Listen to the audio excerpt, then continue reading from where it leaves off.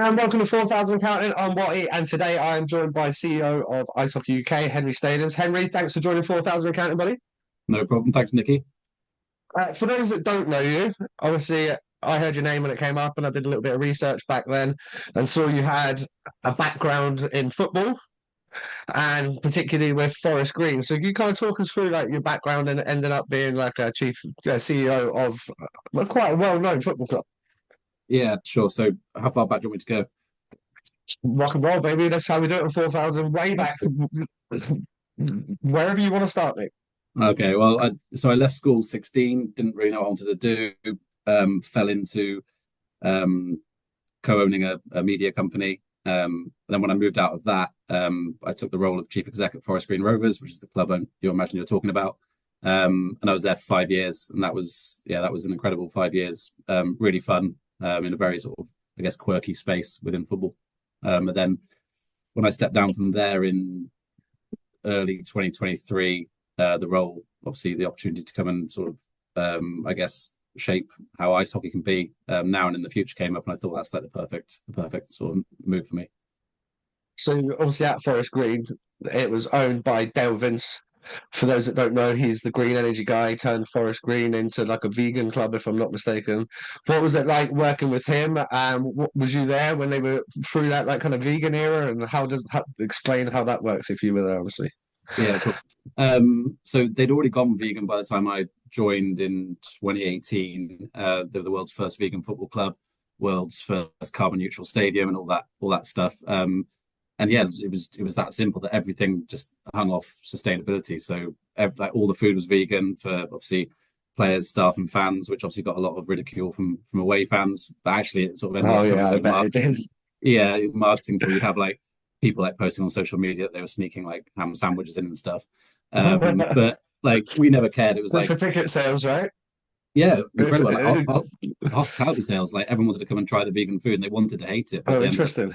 loving it. So yeah, no, it was really cool. And then obviously everything we did was around sustainability. So by the time I'd left, our kit was made out of coffee beans. Oh, Our hand really? soap, yeah, our hand soap was made out of grass cuttings off the pitch. And yeah, we did absolutely everything. And like, I think people thought it was gimmicky, but when you do absolutely everything for the right reason, like people start to see that actually like these guys are genuine about it. But yeah, it definitely got a lot of we got battered by away fans for it, but it actually ended up sort of making them, I guess, kind of respect us in the end.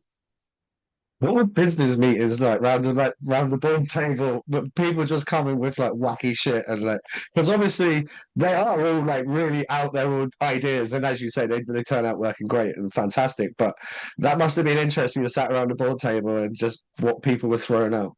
Yeah, I mean, Dale's like an absolute visionary. I was saying to you before we came on that like he's 10 years ahead with his thinking. So I guess when he says things at the time, people are like, sounds a bit quirky, but like you fast forward 10 years, you look back and you think, oh, the guy was right about pretty much everything he sort of said we should do at the time. So yeah, there was some weird requests internally, but we made them all work. But yeah, it was obviously football was like first and foremost, but the only way a club of that size in terms of I mean, where we were based in a place called Nailsworth, which is a population of like 5,000. It's like a little tiny hamlet, and you get teams like Bolton Wanderers and Bradford City coming down, thinking like, where are we? In the middle of absolutely nowhere. So we were never going to like compete based on purely ticket sales. So I guess our MO was really to commercialize the vegan stuff and the sustainability side of things, and that gave us one of the biggest sponsorship incomes in League Two and League One combined. So yeah, we were very successful with it, and it was kind of like a different business model, but there was some really weird stuff going on. But actually, it all made sense when we did it. What about the players? How did they take it on board when they got told they were going vegan? Yeah, it's funny because like people always ask that, and like players know what they're signing up to, right? It's not like a surprise Steph? when they walk in. I think the main thing is it's not like this is the same with everything in like sustainability side of things. If you're not compromising the quality of something, so if the food is just as good, no one complains. And I think we had like really good chefs, really good nutritionists. So actually, the quality of it wasn't what was no different than if maybe they were expected chicken or beef or whatever.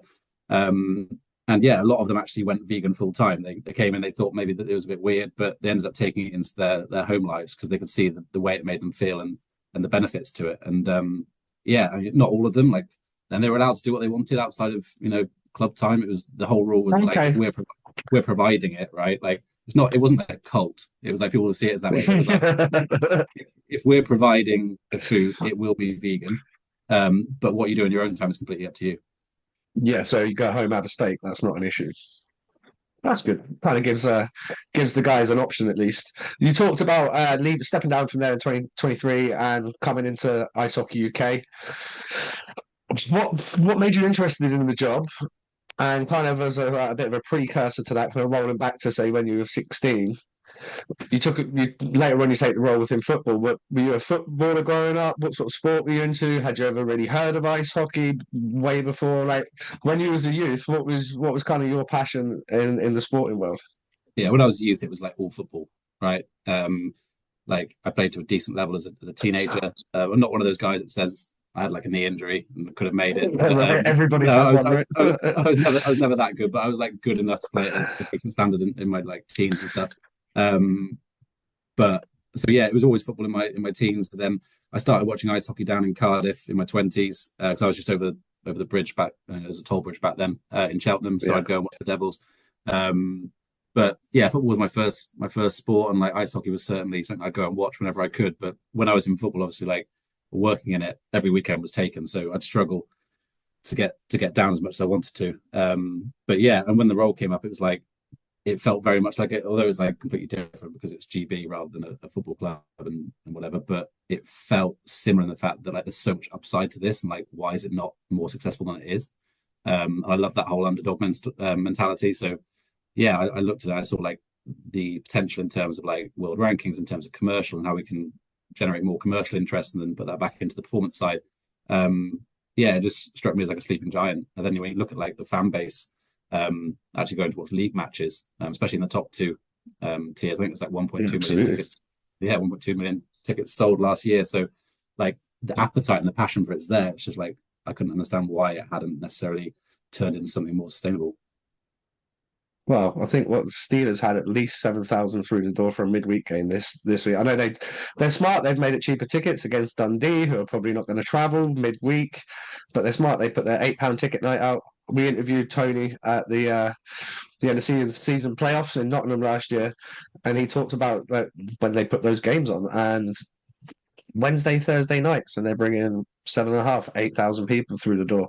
That can only be good for the sport.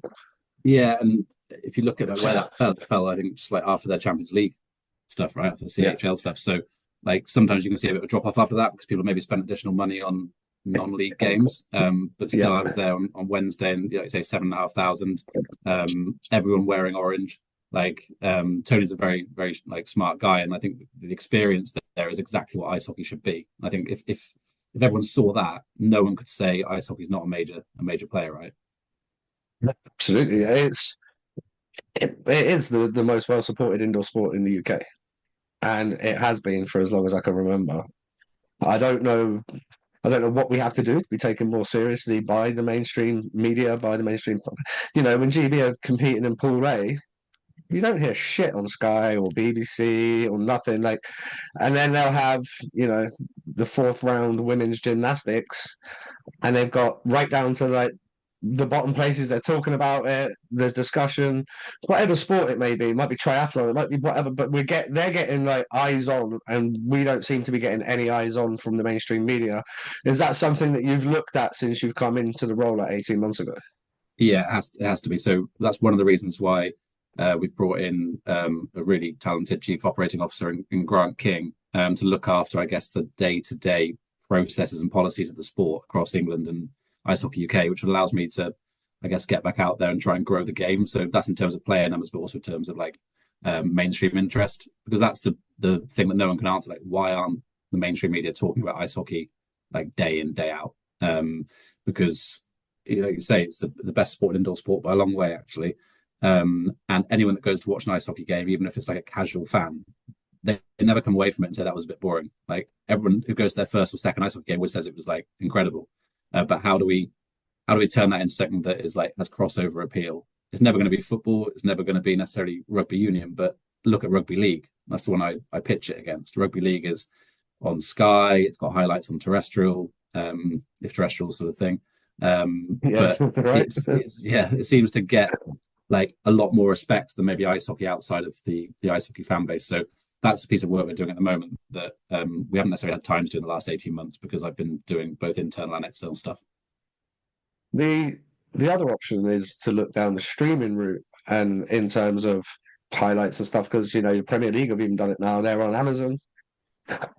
Other platforms are hosting other sports, and it's something that already has a huge member base. Amazon Prime has a shit ton of users, Netflix and all these other streaming services, they all have massive users. For us, it's just getting eyes on the sport. I've got mates that, I'm 38 now, that have known me my whole life since they were six, and they've never even went and watched me. They've never been in an ice rink. And then I've got other mates who kind of pick it up and put it down. They'd be like, "Oh yeah, not less so now because Basingstoke doesn't have a rink." But like other friends that maybe go to one game a month or might go six times over the course of a season or something like that. How do we get those people to be fully fledged like diehards and keep them in and get their kids involved and the kids go into the juniors, and like how do we keep that train running? It's funny because we're not trying to reinvent the wheel. Like it's like the third most popular sport in the world in terms of like fan engagement, media interest, participation, finance. So it's working in other nations. And even like where I was in the summer at Prague, obviously for the World Men's, like I asked the taxi driver out there, like, where does this pitch in terms of like your most popular sports? He says it's this and football 50-50. So like it's working in even countries where maybe it's not as popular as in North America. But I think ice hockey, to those that haven't been to see it, needs to be seen as almost like an experience. So think of it as like the world's best second date. Like you can't, Yeah, I like that. you can talk, you can drink, you can like watch like really impressive like athletes. There's like tension to it, there's atmosphere, there's a bit of tribalism. Like you don't have to be an absolute sport nut to love the game the first time. But then it's how do we retain them? And I think that's the biggest problem ice hockey has. They get a lot of casual people going, but how are they incentivized to come back? Then after that, how do they get incentivized to make it part of their routine? Because I think the best thing I've seen about ice hockey, compared to say something like football, which is obviously the leader in terms of fans in this country, is like it's a family atmosphere, especially when you go to that like EIHL level. Like you see like 6-month-olds there, you see kids in pajamas who have been allowed to come, but they've got to go straight home to bed. Like you wouldn't get that in football. So I think it genuinely is a game for all. It's just how do we get them the first time, then how do we make sure they keep coming back and make it part of their I guess their family routine. What have been the big factors that you've worked on within the first 18 months of your kind of your stint with the Ice Hockey UK here?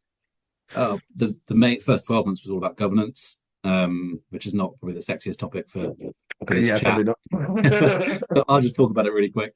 But I was brought in because Ice Hockey UK had an opportunity to basically start receiving funding from UK Sport, who basically fund the elite level programs across the Olympic sports.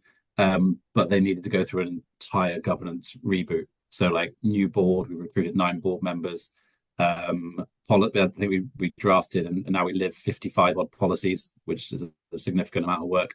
And just I guess showing transparency, financial plans, a clear direction for the sport. I think a lot of those things have been missing over the years based on what I've heard. So yeah, the main first 12 months was all about governance.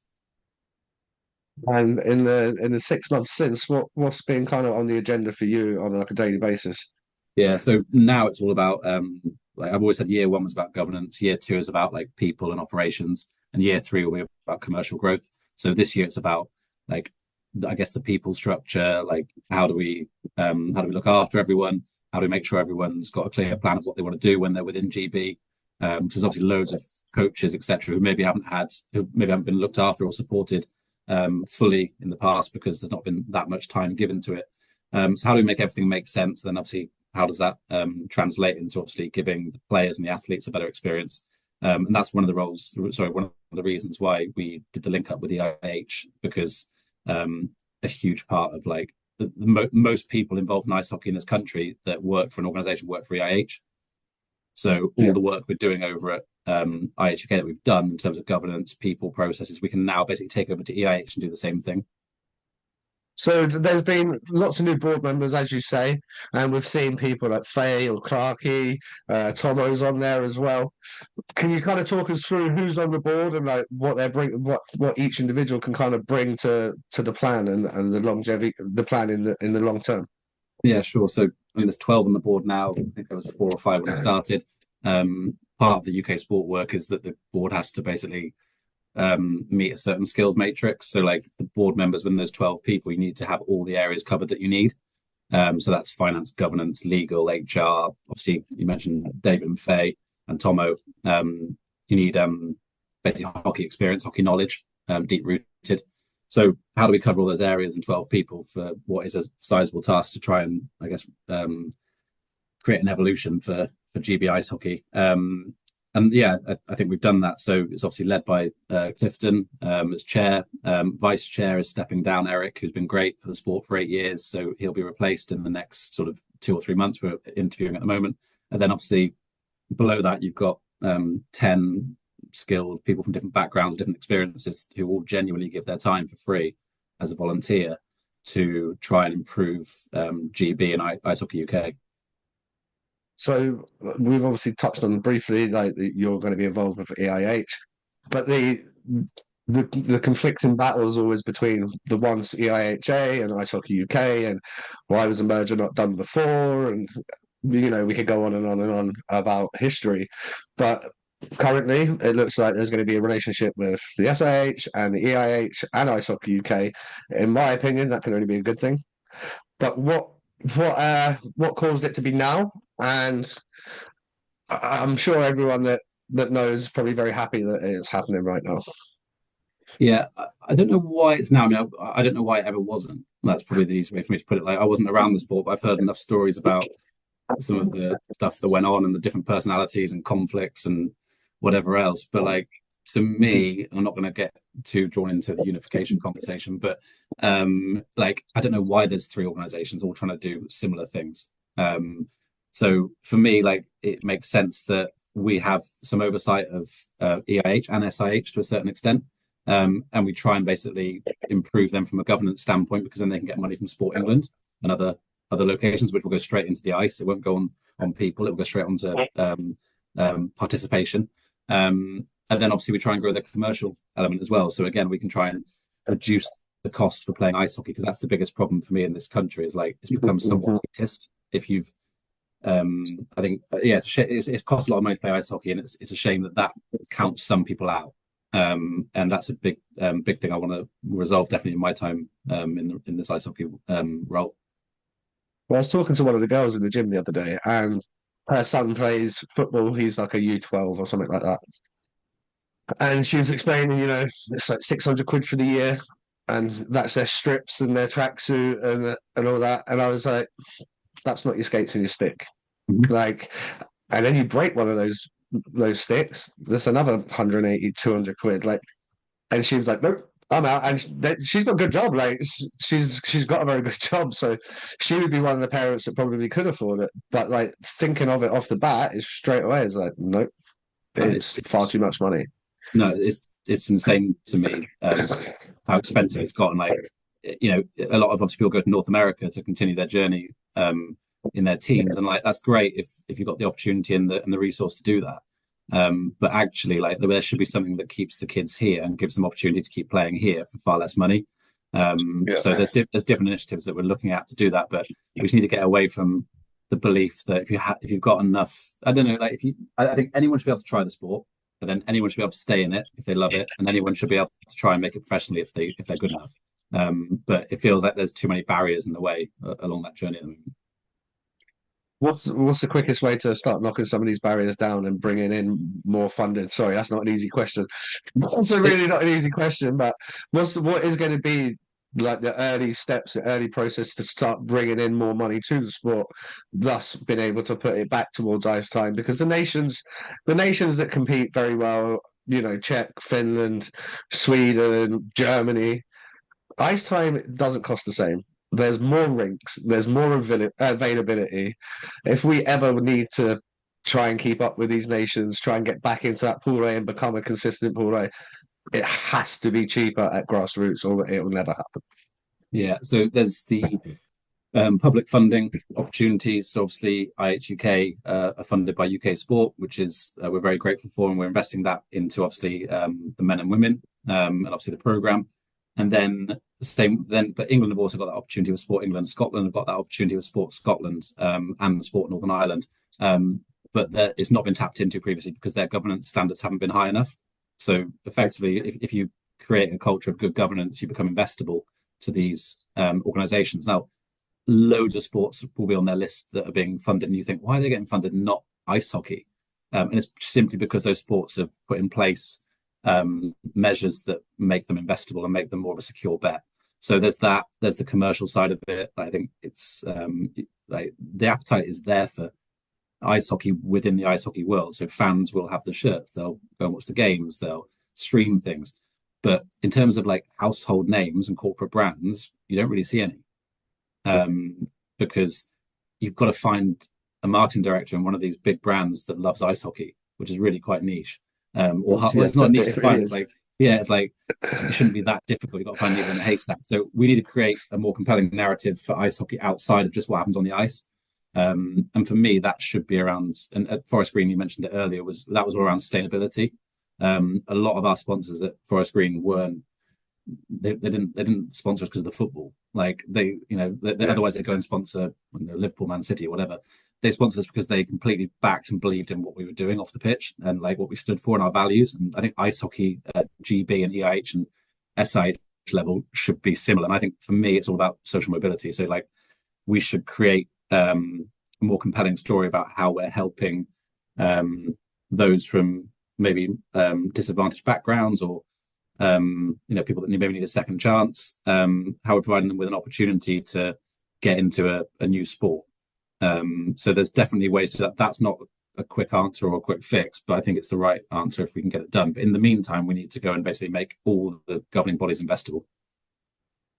That would be massively huge if everyone's investable, more companies want to start putting money in, it is going to put more money on the table.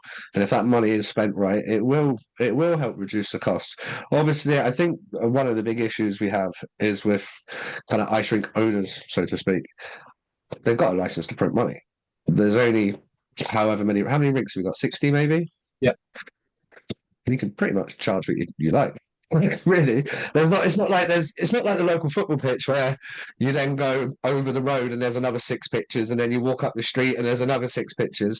Like for me, the closest rink to me now would be Guildford or Swindon. Basingstoke's gone, Bracknell's gone. The competition for like selling your ice time's gone because the rec community really buy into like buying ice time and training, and there's they take up a lot of the cost. If we can get the cost down for juniors and the junior development, then that will start to go through. Yeah, agreed. I mean, you can say it's a license to print money, and I get that because there's a captive audience, but it's also insanely expensive to run an ice rink, especially with the energy bills now. So like, it's a really tough like answer. I think in the future, I mean, it's not going to be anytime soon, but there should be like a national ice centre. I know there's obviously the one in Nottingham, but there should be one for GB. Okay. And obviously for England, and then we can control obviously our own ice time. Because at the moment, obviously, all the training of the national squads moves around different rinks based on where we can get availability.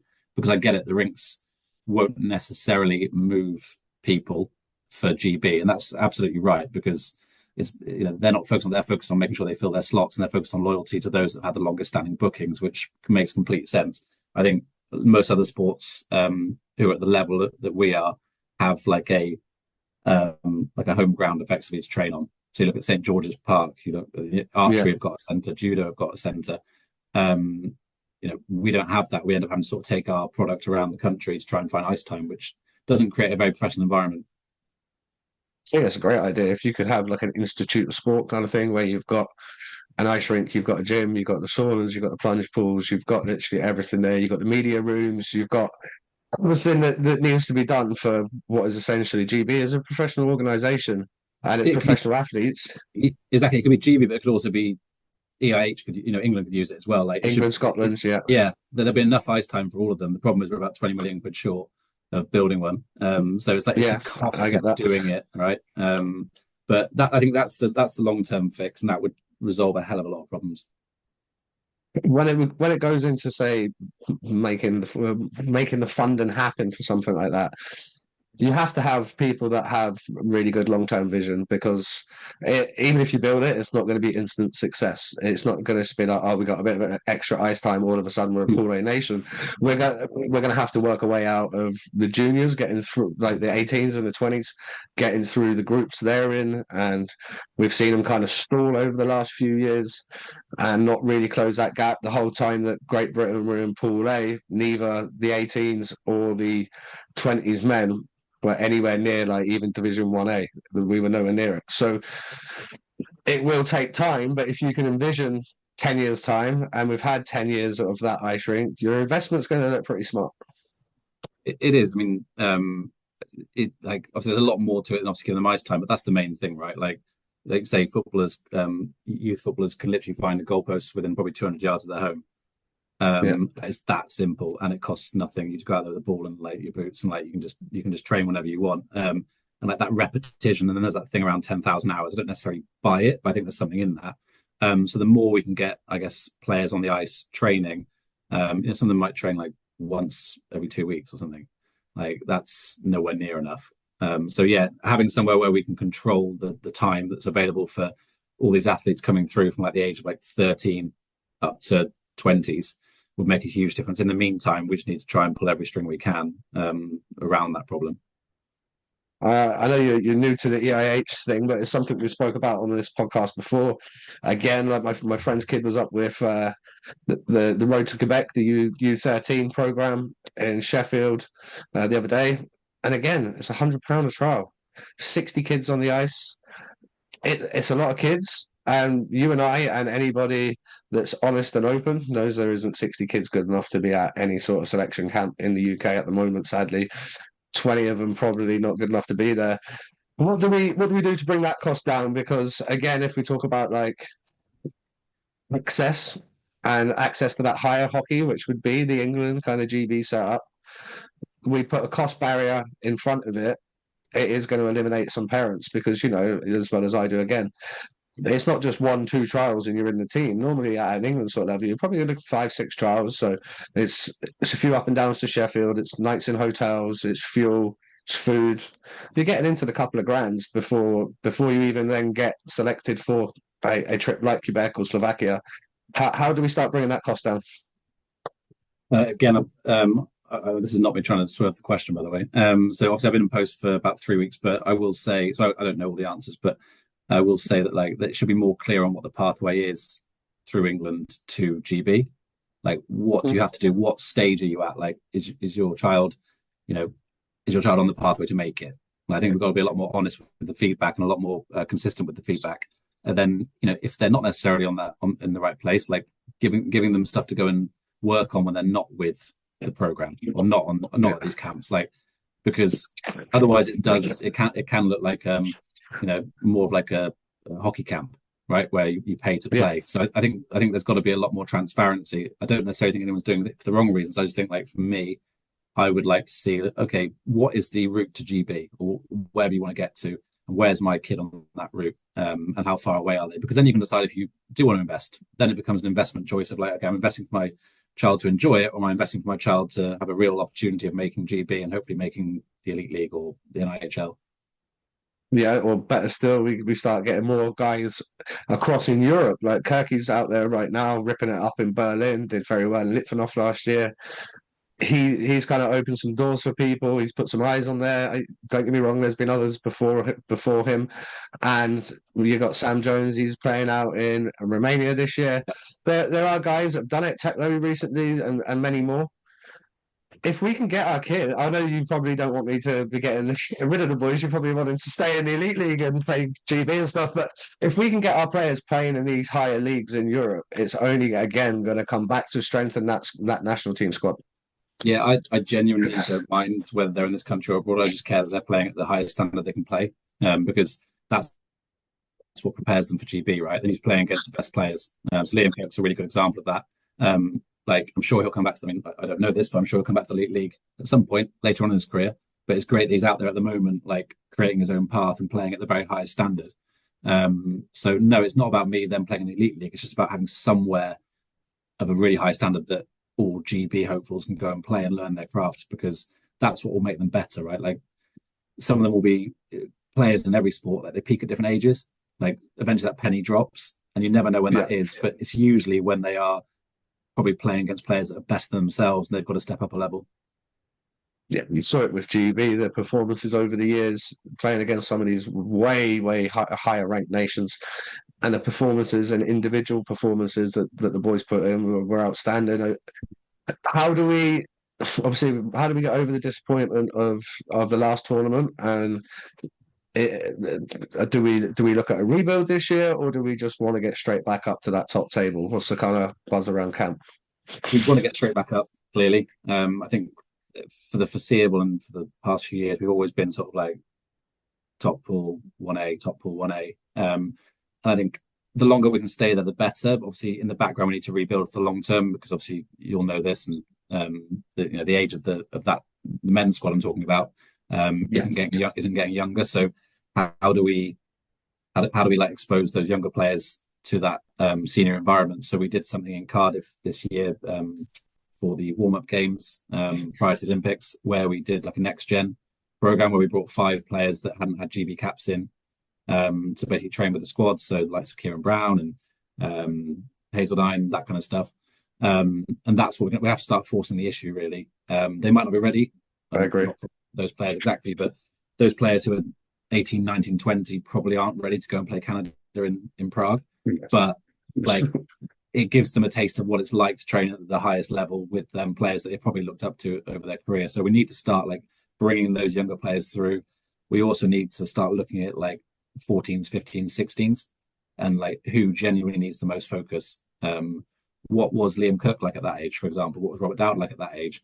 And then I coached against both of them at that age at conference, and they were legit.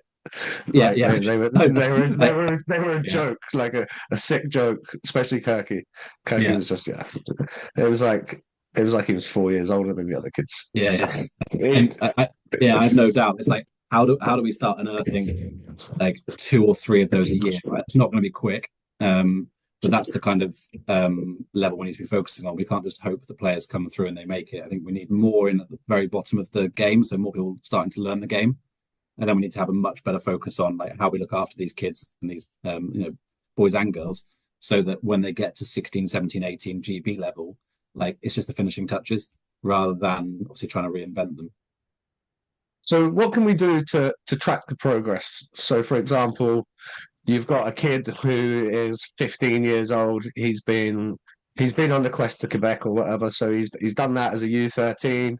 He's ripping up the local A League, the top junior league, playing up as well. How do we track his progress? How do we get in touch with him and make sure he's got a gym program in place and he's got off ice work in place? Mm-hmm. And I was speaking to one of the coaches about one of the girls he had playing in France. I spoke to Sam Chima about it, and she would have like the heart monitor on, and it would feed back to the French national setup. So she was at college, she'd go to her workout, and it would feed back, and bang, they know they've got her data there. She's heart rate was in this zone, this was in, and then there would be like almost like an instat clips of her on ice training would be getting sent back. So even though she wasn't there ready to be selected in person, the national team coaches knew exactly what she was doing, exactly what she was up to, knowing if she fucked off a workout and didn't bother going, because guess what, her heart rate monitor didn't go that day, or knowing she's peaking here or she's extremely tired here, telling her when to rest. You should probably have 3 or 4 days off, you look like you're going to get burnt out here. And like, just that bit of technology for an athlete is phenomenal. Is that something we can look at doing within the UK game? Yeah, I mean, like you say, like all the technology is there. So the biggest problem that I see with that, I mean, we're working towards that. There's definitely a lot more feedback, even like coach feedback, right? Like we should be knowing how these players are getting on during the season, even if it's just like a check-in. But there is all this like a lot of rinks now have video footage. How do we centralize all that? But I think the biggest problem I've seen is that, again, because SIH, EIH, and IHUK are separate, like everyone's doing something slightly different. And because it's mainly run by volunteers who've done a phenomenal job and give their time to these programs, there's not someone that's just solely accountable for it in the middle. I think the level we'd like to get to is if we start getting more funding or can start generating more commercial income, is there should be someone that's pulling all of this information into one place, because that's the problem. Like, all the information's out there, but like some of it's in England, some of it's in on a coach's laptop, some of it's over there. And you're never going to get a full view of it, like who is in the pathway. Like, we know the names and we know like what we hear about them and we know certain points, data points, but like we don't have a full picture like what you just described. Yeah, it's amazing. And I know, when I was younger, definitely keep you a little bit more accountable. Just that, it's like you're 15, you might, like for me, I was in the rink about 5-7 days a week, every week, going to the gym 4 or 5 times a week. But there'd be the occasion where your mates would be like, "Do you want to sack it off?" And you would sack it off. But if you're on that national pathway and you've got the accountability factor, your coaches can see what you're doing. You know that you have to report back. It's going to make you a better athlete. It's going to make you more focused. It's going to make you more driven to reach that next level. I just want to see the kids get the most opportunities they can. One issue that I think is massive in the UK game is games. We don't play enough games and we don't play enough competitive games. So I put some stats out last year. I went through and worked out up and down the country how like the difference in goal margins between games, and like how many were +6, +7, +8, how many were like the scoreboard stopped working, and the numbers were astronomical. Like, they were not good. The amount of close games, there was obviously a good amount of close games, but how do we go about getting the close games from this to this on the chart? Like, we need more games for a start, but then we need more competitive head-to-heads, best on best. Probably one of the hardest questions to answer, because like every game is different. I get that. You look at it, like it looks like it's following a similar trajectory, but you'd have to look at exactly what's happening in all of those games, who's playing, what who the coaches are. That's a massive piece of work. I wouldn't even know where to start with that right now. But I agree, like, as we were talking about earlier, the main thing that drives people or players getting better is like competitiveness. No one wants to play in a 7-0 like game, right? Like, it's those clutch goals, or those holding out against when you're 2-1 up or something like that. That's shot what block in the last 30 seconds, whatever it is. That's what I mean. Like, you learn how to like get it done. You learn what winning feels like. You get a different mentality from it, and especially at those younger ages, like that's like ingrained then in your brain, and like you just then go and keep building on that with different experiences. I definitely think in those teenage years, like you learn so much, but like we're maybe not giving every player in the pathway enough, I guess, resiliency and enough different things to learn that maybe is like subconscious. They learn obviously skills, etc., but like it's all that sort of that competitive those competitive environments. How do we make them learn from all of those and carry those through their career? It's a really difficult one. Been the people that you've been like impressed with the most since you've come into Ice Hockey UK? Like, obviously you're getting to work closely with a lot of people that we probably don't hear a lot about. Who's kind of impressed you the most, and what are they bringing to the table? Give me some names, or if you've got any on your head, or I don't want to miss anyone out, but I'm happy to answer questions.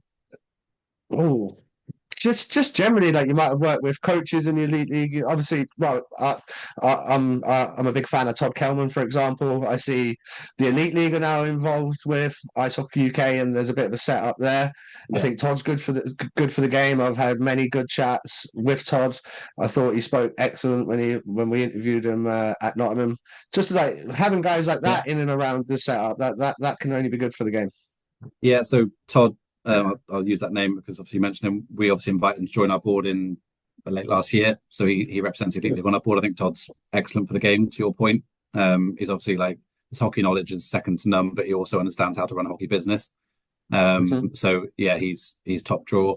Tony Smith, for example, same again. I think like from like an operational and commercial standpoint, right up there. Even like we spoke earlier about the Steelers, like just the game night experience and how everything's so slick, and it feels like a huge sport when you go to Sheffield. But yeah, I think everyone that I come across in the game, like there's compared to maybe other sports, like what I love about it is like the lack of ego. Like everyone's got an ego, right? But like it's the humility of people within the sport.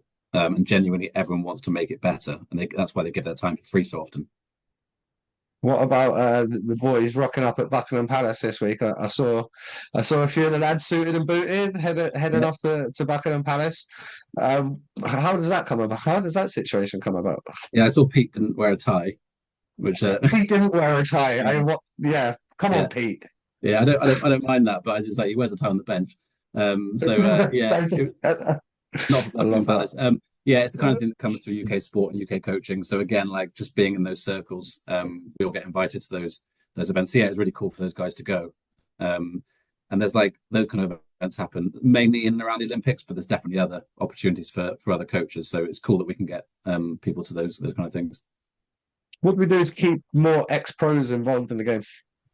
I Well, know, like behind the scenes, like you got like Jono and Matty Myers, and yeah, obviously Clarkie's in there now. So there are some guys, but how do we get more guys to stay in the game as a whole? So whether it be coaching the U10s or going into roles like yourself or going into coaching roles, what's the best way to keep these guys around? well, they should never have left in the first place, right? Like that's what struck me. I was like, where are all these legends gone? And Yeah. I was lucky in the fact that actually one of the first conversations I had with a player was John. He just retired in Nottingham at the WM1A. And I was like, what are you doing now? And he sort of told me his plans. And I was like, none of what he said to me involves GB. Like, how do we can't just let someone of that experience and those character values walk away. So Oh, we've got, as you mentioned, Matthew Myers, John O'Phillips involved in our athlete to coach and athlete to mentor programs. And then Jonathan Weaver's come back as the under 20s oh, assistant good. coach. This athlete to coach and athlete to mentor program is like exactly what you talk about. It's like, okay, who's represented GB, who's got all this experience and value, and who can basically help the next generation, because they should never have been allowed to leave in the first place, in my view. We're also creating a clothing range, part of our deal with Oxen, which is called the Legends range, and that will Oh, be sick. that'll be modelled by ex GB men and GB women athletes, and there'll be a 10% commission to them, and they can either obviously take that, which they deserve, or they can put that back into the program, which I know the likes of David Clark and John have spoken about doing. So, like we want to get them involved as That's much as possible, but we also don't want to make it feel like it's a one-way thing. Like we're asking for their time for free. We want to be paying them. That's sort of like another step down the road. Yeah, that'd be fantastic if we could make the money to pay the guys to keep more people within the sport. That can only be a good thing, especially when you are talking about legends like these guys. And they've got hundreds of games under their belt between them, and they've been there at every level. They've been down in Division Two, Two A, and One A, and they've played at the top table. They've kind of been there the whole stretch. They've been relegated. They've been promoted. They've been through all the highs and lows. They know what it's like. They know what it's like preparing for your first tournament. They know what it's like preparing for your last tournament. They know there's just things that essentially you can't buy. It's experience, and it's experience representing Great Britain. 100%. And when I think about like Jono, for example, like I think about we've mentioned sort of like teenage years, etc. Like at 15 or 16, if I was where some of these players are in terms of ability, I still I still wouldn't be there like in terms of maturity to understand the opportunities in front of me. Like you can't tell a 15, 16-year-old anything really. There's certain ones that do pick it up and they're very different. But like I think having someone like Jono who completely gets what it means to play for GB and represent your country and lead your country, I guess passing on his advice to these 15, 16, 17-year-olds, I think that is one of the biggest things that we can do for them, because even hopefully they make it as a professional hockey player based on that advice. If not, they become really good people. And that's another thing that hockey does teach people. It's like those values, right? So yeah, just getting these legends into that sort of teenage age group of 15, 16, 17, and teach them the off ice stuff as much as the on ice stuff. I think that's where we can have a real impact. I'm here for it. I think that'd be great. Anything else you want to tell the people before we let you go? Anything on your mind that you was kind of planning on putting out there before we got on air? No, it came into open-minded, Nicky. So no, Yeah, sweet. I think unless there's anything you really want to ask, it can be whatever you like. I'll answer it. But no, I think hockey's got real potential. Everyone knows that in the game. We need to make sure people from outside the game start seeing it because that's where the investment comes from in the next step. You did touch on. I'll ask one final question. You did touch on earlier, like year three will be your year to go more commercial. Yeah, What would be what's the route that you're going to go down commercially to make it a success? yeah. So uh, we need a very clear like route to get the big hockey events over here. So how do we get a Canada or a USA over here, and how do we plan for that 18 months in advance? So those discussions are happening, have happened.